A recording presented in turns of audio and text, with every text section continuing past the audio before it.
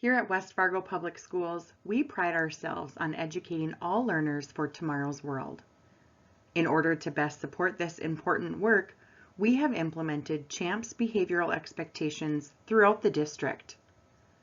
In this short module, we will dig a little bit deeper into CHAMPS to get you started. CHAMPS is a vital part of West Fargo Public Schools. We know that effective teachers spend more time promoting responsible behavior than responding to irresponsible behavior. CHAMPS can help with this because we also know you get the behavior you pay the most attention to. During this module, we will work on the following objectives and outcomes. We will work to build your knowledge base of teachers to manage student behavior and increase student motivation so teachers can focus their time and energy on instruction in the classroom and overall student success. We will look at specific techniques for creating classroom climates where all students are engaged and motivated.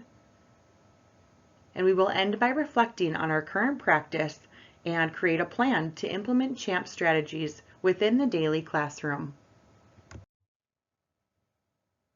Each educator in West Fargo Public Schools is supplied with the CHAMPS Proactive and Positive Approach to Classroom Management text. This will be an important tool as you start doing this work. Let's dive in and find out more about CHAMPS overall. Most importantly, CHAMPS is an approach, not a program. It can fit in well with what you're already seeing within your building. CHAMPS enables teachers to establish clear expectations with logical and fair responses to misbehavior. It also allows teachers to optimize their instruction time. It provides a framework to motivate students to do their best. And through using CHAMPS, students are taught how to behave responsibly, with clear and common expectations. As a system, we must have structures and routines in place to provide student safety, student academic and social achievement, and a positive climate. STOIC is a proactive and positive behavior support system that will help us do just that. When we build positive relationships with our students can trust us and follow the structure and routines we want them to learn. Now we'll take a look at what STOIC stands for and how it might look at your building. The S in STOIC is for structuring your classroom for success. T is for teach behavioral expectations to students. O is observe and supervise. I is interact positively with students. And the C in STOIC is correct fluently.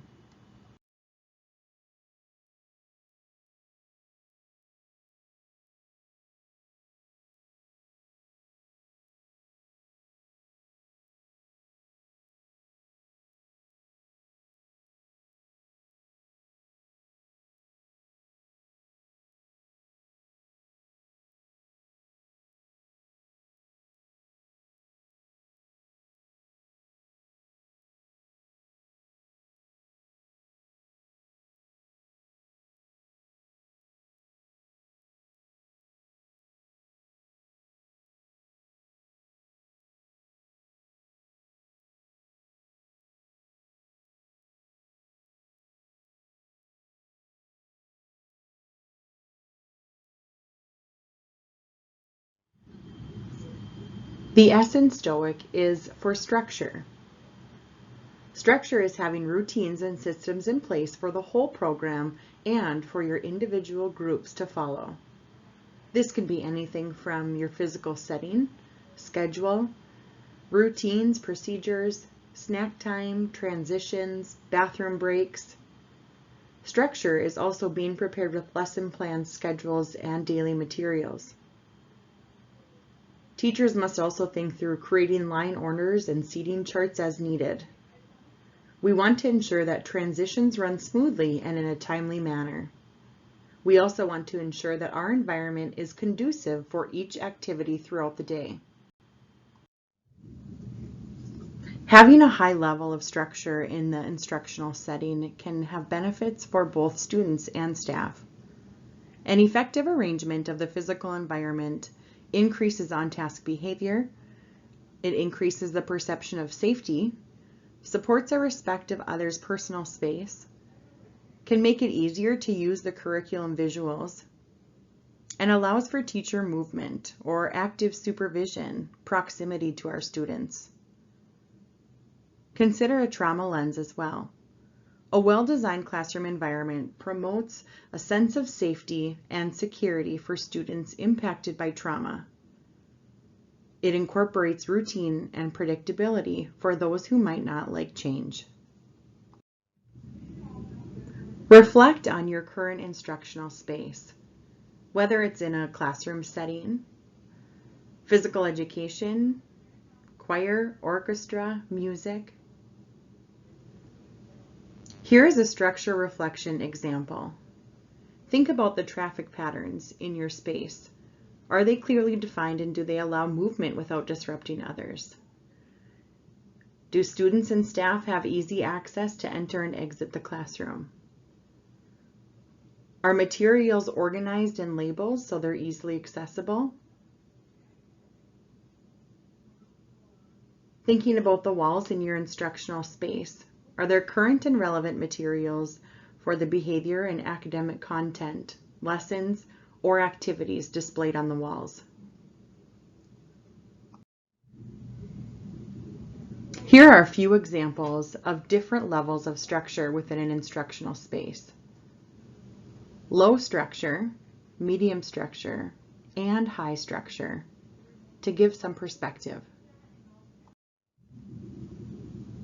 When determining the level of structure needed for your instructional space, it's important to also take into consideration the number of risk factors in the classroom. The higher the number of risk factors, the stronger the structure needs to be. Consider things such as assigned seating, detailed procedures, increased space, traffic around the classroom, and structure of your overall day. The T in CHAMPS stands for Teaching Behavioral Expectations to Students. We want to ensure that we teach students how to behave responsibly and respectfully in every classroom situation. Expectations could vary depending on the time or task. For instance, whole group expectations can look vastly different from small group or independent seat time work. You might want to create either grade level or whole group expectations and also establish how you are going to get student attention. We want to give students desired behaviors such as please sit down, or remember, we use walking feet. Having clear and concise expectations can help with student behavior overall. Here are some quick examples for reflection when thinking about teaching behavioral expectations to all learners. When reflecting on our teaching of expectations, we first need to determine if they align to the school-wide expectations, and do they support a common language for students? Are they observable and measurable? Also, are they posted somewhere in the learning space so that they can anchor students? Reflect upon both teaching and reteaching of behavioral expectations. This is important at any point in our instructional year. The O in STOIC is for observe and supervise. Observing student behavior in objective ways and using meaningful data to monitor trends across time can be beneficial to our learning environment. Staff should be consistently visually scanning their instructional space, moving around the learning area and observing what is going on at all times. It's also important to keep proximity to students to prevent misbehavior. Here are a few examples of reflection items for observing and supervising. Think about your overall engagement strategies, the wait time you use for instruction, and also The percentage of students who are typically on task within your instructional space. The I in STOIC is interact positively with students. As the instructional leader, we want to focus more time, attention, and energy on acknowledging responsible behavior than we spend responding to misbehavior.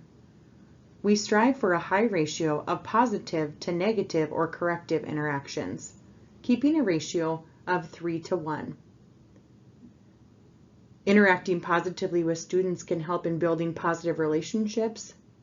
We want to be using a positive tone of voice and have positive body language, giving students positive reinforcement and specific praise as we move throughout our instructional day. The C in STOIC is for correct fluently. We want to respond in a brief, calm, and consistent manner, being clear and direct when correcting any misbehavior. This helps to ensure that the student learns and exhibits appropriate behavior. We want to reduce the amount of misbehavior, reuse strategies that work, and reteach behavioral expectations when needed. One helpful way to think about the acronyms provided are STOIC is mainly for the staff and self-reflection for overall expectations, whereas the CHAMPS acronym lays out clear and common expectations for the students in our learning zone. Let's do a quick review of the CHAMPS acronym. C is for conversation, H is for help, A is activity, M is for movement, P participation, and the S is looking back on the STOIC acronym, we can see that CHAMPS is derived directly from the T in STOIC, teaching behavioral expectations to students. This is how we ensure students know the expectations to behave in a way that's responsible, respectful, and safe in our instructional space. Through implementing CHAMPS in our instructional space, we can provide guidelines for success to ensure that students are respectful, responsible, and safe in our instructional space. Setting clear and concise CHAMPS expectations gives us our guidelines for success of being respectful, responsible, and safe in our instructional spaces.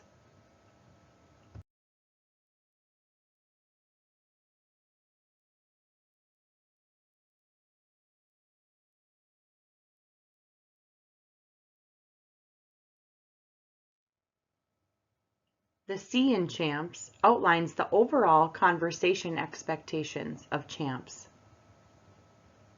Here is an example of the voice level poster used at West Fargo Public Schools. Level 0 is no talking or voices off. Level 1 is a whisper voice. Level 2 is our quiet voice or partner talk. Level 3 is our presentation voice, and Level 4 is our outside voice. Research shows that if fewer than 80% of students in our instructional space are successful with following expectations, we should turn our focus to STOIC. In revisiting the STOIC acronym, we know that CHAMPS comes directly from teaching behavioral expectations to students. Now we'll shift our focus just a bit and focus on the interactions. Interacting positively with students can greatly affect the outcomes of our approach to classroom and behavior management.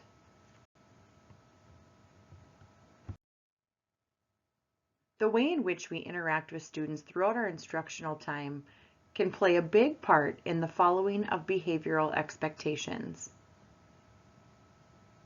Shifting our focus to the ratio of interactions is an important part of this work. What does research tell us about the ratio of interactions? Interactions with students are considered positive or negative based on the behavior in which the student is engaged in at the time the attention is given. If you remember from the beginning of this module, the behavior you pay the most attention to is the behavior you will get more of in the future. Students learn the appropriate behavior in the same way a child who doesn't know how to read learns to read.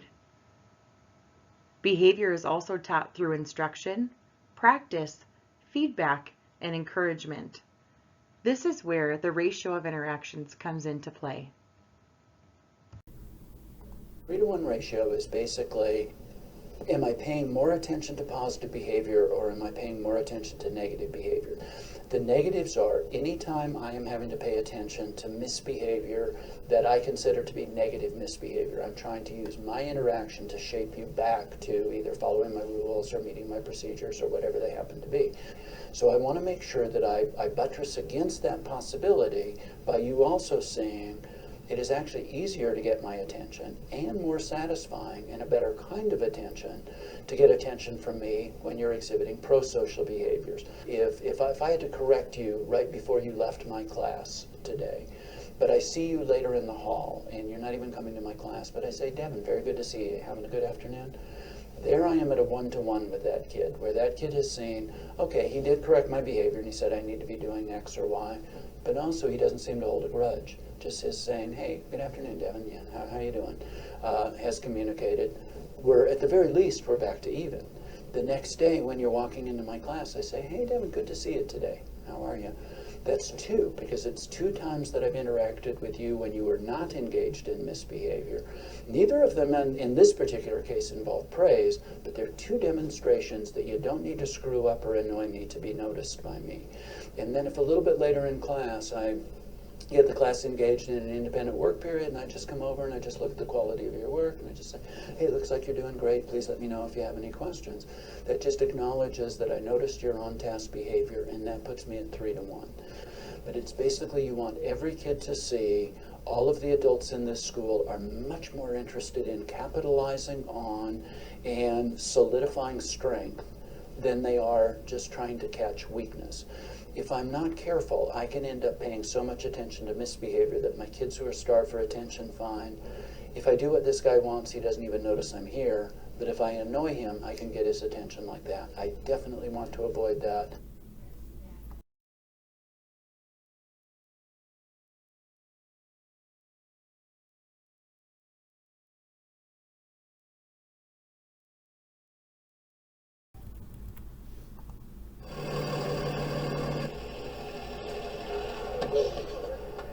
Hey, Mr. Q! Did you see that? Why would somebody do that? Please go into the classroom, no talking, quietly. Hey, Miss Meredith, how you doing? We need you inside. How do you think that makes us feel? I forgot my number. What's your name? Jordan? What's your last name? Carter? Go ahead. School is hard enough. Come on in, sit down quietly at your desks, and begin writing. This kind of stuff just makes it harder. I said quietly, please. Who's talking? Is it you, Sophie? Don't let it be you. Don't believe me? Sophie. Please just watch. I'm not up here for me, I'm up here for you. Pay attention. Okay? Now somebody answer me. Somebody needs to answer me really fast. Every time we're ignored or yelled at or silenced, a teacher takes away what's possible. No horseplay, no running, and especially no talking. Moment by moment. Miss Garrity, your student's behavior yesterday in the lunchroom, it was terrible. Next time, silent lunch. Did you hear that? Stay in line and catch a bubble. I'm not playing. If this is education, we're in trouble. Bye, Miss McGarrity. Frederick Douglass said, once you learn to read, you'll be forever free. The way it is now, 2 of the 3 of us will never be able to really read. It doesn't have to be this way. Hey, Jordan. How you doing? Good. Everyone we meet throughout our day can make a difference. I've been waiting for you to arrive. All the difference. Good, how are you? Great. Hi, Jordan. Bye, Jason. Good morning, Jordan. How are you? I'm doing well. Thanks for asking. How are you? Good. Go ahead and put your number in. Talk with us, not at us. That's okay. I'll look it up for you. Go ahead, sweetheart. Okay. All right. Have a Teach us what we need to know. That's how we get smarter. Well, good morning, Sophie, Janicia, and Jordan. And when you talk with us and teach us, give us bigger and bigger words. Now what I'd like you to do, children, is turn around and converse with your neighbor and discuss where the mother might have gone. Words that we can use to read and understand. She is prey for eagles, so she hunts at night. And that will take us places we can never reach without you. Remember, we're entering the learning zone. Now, how can we show our respect to the children and teachers who are working? We can walk quietly. Yes. Okay, kids, so what I'd like you to do is continue writing your narrative, documenting your emotions. If you were the baby owl and your mother abandoned you in the nest. What can you do?